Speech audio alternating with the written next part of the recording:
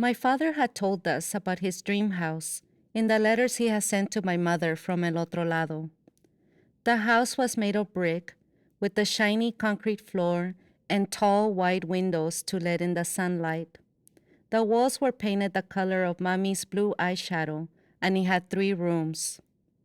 Papi's dream house had a television, a stereo, a refrigerator, and a stove. It was a house with electricity, gas, and running water, and maybe even an indoor bathroom, one with a shower that made you feel as if you were standing in the rain on a sticky, hot summer day. That was the house my father dreamed of. Back then, I hadn't known that the state of Guerrero ranked as the Mexican state with the most people emigrating due to the scarcity of jobs. I hadn't known that a year before he left, my father had already been leaving home to find construction work in Acapulco, Mexico City, even as far as Mazatlan, Sinaloa, until eventually making his way farther north. At first, he had left in California's Central Valley and had slept in an abandoned car while working in the fields harvesting crops, just as he had done in his youth. Eventually, he left to try his luck in Los Angeles, where he was fortunate enough to find himself a stable job as a maintenance worker at a retirement home. 4 years after my father left for the United States, and 2 years after my mother left, the construction of our house finally began. Back then, I interpreted this to mean one thing: Papi and Mommy would soon be back.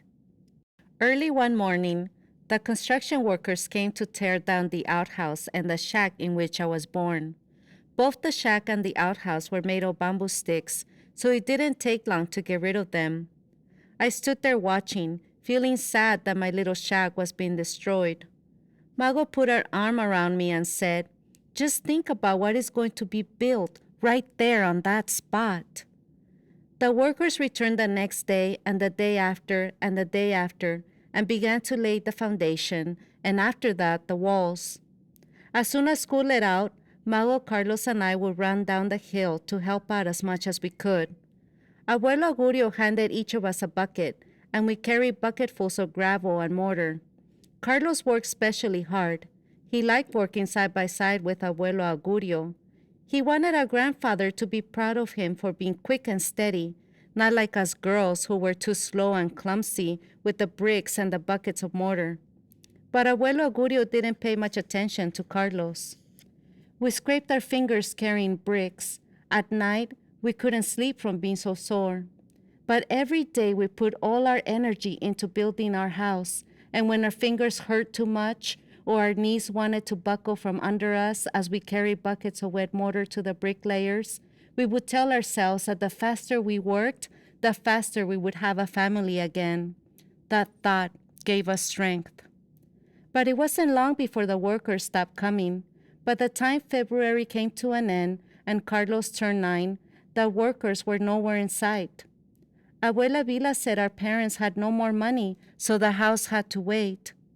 We stood by the door every morning before going to school, hoping to see the truck that brought the construction workers make its way down the dirt road. Then we made our way to school, where all we did was look out the window and sigh the hours away, leaning our sorrow on our elbows. By the end of the week, Mago stopped looking down the dirt road. She pushed Carlos and me up the hill and told us that it didn't matter anyway. She said that no matter how many bricks and buckets of mortar we helped carry to the bricklayers, the house would never be done because it was just a foolish dream, just as silly as our dream of having a real family again. "It will get finished," Carlos said. "They will come back." He took us running up the hill, and by the time we got to the gate of our school, he was nowhere in sight. When we got back from school, I went inside my grandfather's room to look at the man behind the glass. "How much longer?" I asked him. "How much longer will you be gone?" As always, there was no answer.